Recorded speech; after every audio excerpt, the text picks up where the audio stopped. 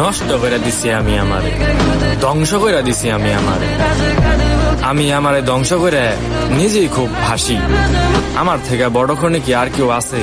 নিজের ধ্বংস করে আমার মতো আর কয়জনে হাসে? আমি তো আমার জীবিত অবস্থাতেই দাফন করে দিছি।